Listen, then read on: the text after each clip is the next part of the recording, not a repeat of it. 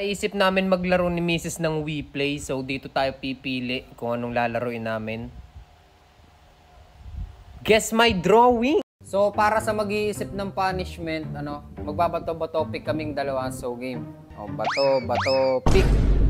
Panalo ko. So ang naisip kong parusa, pupunuin natin ng pulbo yung mukha kung sinong matatalo. Ikaw unang magdo-drawing, dapat di ka para walang madaya. Crossroads. Hindi. Ano yan? Temple Run? Temple Run? Bakit ka nagtatanong? Temple Run. Oo, Temple Run! Bakit ka nagtatanong? Bawal mo kang tumingin. Ano yan? Ano yan? to? Magaling kasi ako mag-drawing. Monkey. Paano ba yan? Talo ka. Dini ka, lalagyan kita ng pulbo sa mukha. Gana. Ba't ganon? Okay lang yung parusa, talo ka. Dapat marunong kang tumanggap ng pagkatalo, taas mo mukha mo. Yan.